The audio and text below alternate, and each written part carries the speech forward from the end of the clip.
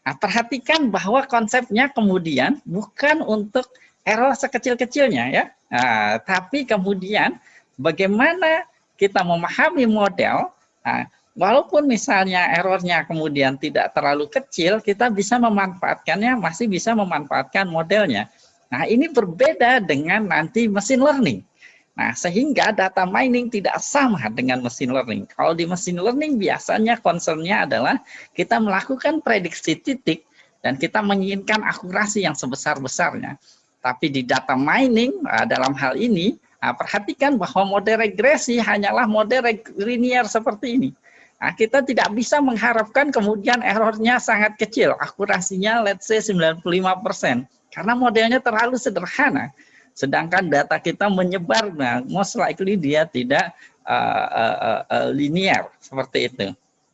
Nah, sehingga pemahaman kita terhadap regresi ini perlu untuk kemudian diluruskan. Nah, kita bisa menggunakan tadi rata-rata dari prediksinya untuk membuat keputusan, bisa juga kemudian melihat variabel mana yang paling berpengaruh terhadap Y. Nah, informasi-informasi sederhana ini kemudian bisa digunakan data miner untuk mengambil keputusan. Nah, penjelasan tadi kemudian mengingatkan saya pada sebuah quotes yang sangat baik oleh George Box.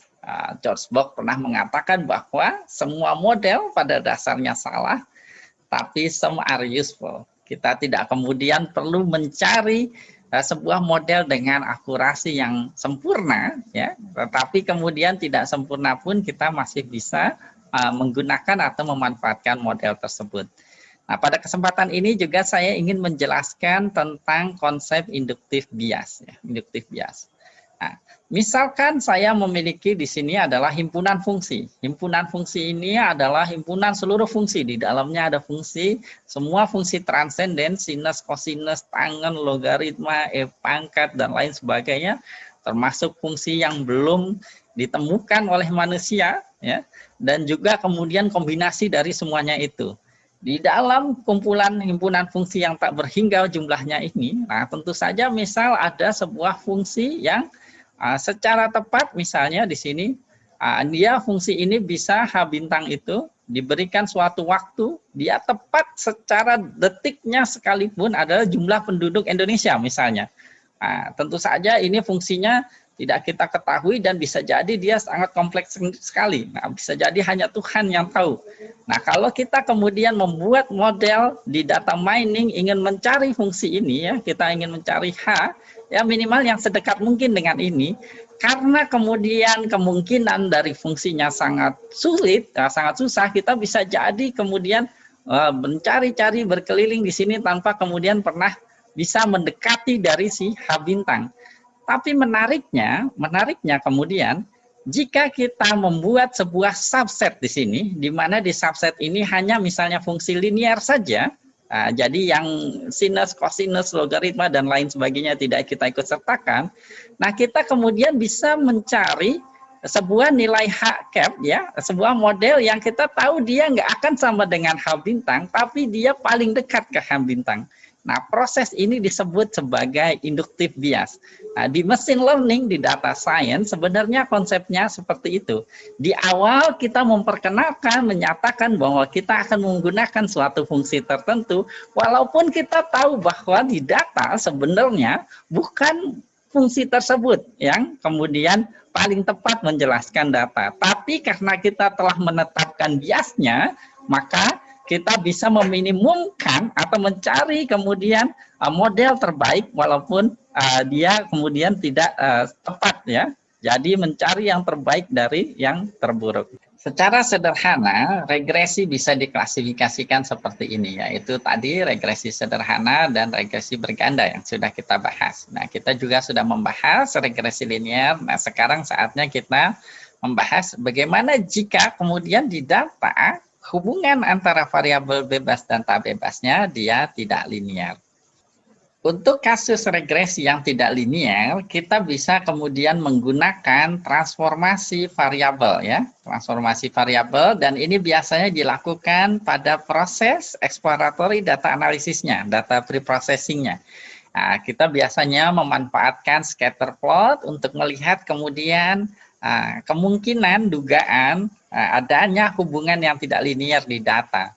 Lalu sesuai dengan bentuknya kita bisa melakukan transformasi pada variabelnya untuk merubah hubungannya menjadi hubungan yang linear. Sebagai contoh misalnya kalau saya punya misalnya suatu variabel dia eksponensial seperti ini e pangkat ax, kalau saya transformasi dengan ln ya, ln e pangkat ax ini adalah ax, sehingga kemudian kalau ini tadi sebelumnya misalnya adalah variabel x1, ini saya nyatakan sebagai x1 cap gitu ya, x1 apostrof, x1 yang sudah ditransformasi, maka sekarang dia hubungannya menjadi linear seperti ini. Nah, ini bisa dilakukan di data mining, tapi harus hati-hati karena dengan menggunakan transformasi nanti akan menjadi lebih sulit dalam melakukan interpretasinya. Selanjutnya di data mining, dalam penggunaan model regresi biasanya kita juga memerlukan sebuah jawaban variabel-variabel mana yang kemudian mempengaruhi variabel variabel tak bebas kita, variabel target kita. Nah, ada beberapa cara di literatur yang bisa kita gunakan, mulai dari kemudian forward selection dengan memasukkan satu persatu setiap variabelnya, lalu variabel yang tidak signifikan mempengaruhi model tidak kita gunakan di model, atau menggunakan backward di mana kita menggunakan seluruh variabel lalu kita kurangi satu persatu. Nah, ada juga metode stepwise. Nah, tapi di literatur banyak kemudian scholars yang argue bahwa metode ini kemudian adalah metode yang terbaik untuk melakukan variable selection di regresi. Nah, nanti ada cara lain yang kita bisa menggunakan regularisasi seperti regresi lasso untuk mendapatkan hanya variabel-variabel yang paling berpengaruh terhadap variabel target kita. Selanjutnya, dalam menggunakan model regresi di data mining, kita harus juga memperhatikan faktor skala data. Misalnya di data kita ada variabel gaji yang nilainya jutaan, lalu ada variabel lain misalnya di sini pengalaman. Nah, jika kita tidak hati-hati dalam menggunakan model regresi ini, maka variabel-variabel dengan skala besar seperti ini akan kemudian paling mempengaruhi model, padahal belum tentu. Nah, pada kasus-kasus seperti ini, jangan lupa untuk melakukan scaling ya, normalisasi atau standarisasi dari variabelnya, agar faktor skala data tidak mempengaruhi interpretasi dari model kita. Hal berikutnya yang ingin saya tekankan dalam penggunaan model regresi di data mining adalah model regresi adalah model interpolasi dan bukan ekstrapolasi. Sehingga kalau di data kita nilainya antara nilai misalnya A kecil di sini, lalu maksimumnya B kecil di sini, maka kita hanya boleh menggunakan model regresi untuk memprediksi nilai antara A sampai B, seperti ini. Nah, untuk nilai-nilai ini kita tidak bisa prediksi. Nah, itu di luar jangkauan kemampuan model regresi. Nah, untuk melakukan ekstrapolasi seperti ini, kita bisa menggunakan model-model time series misalnya. Sejauh ini kita hanya menggunakan membahas regresi berdasarkan covariance. Tapi kemudian di literatur masih begitu banyak macam regresi-regresi lain yang belum sempat kita bahas. Kita akan bahas di lain waktu.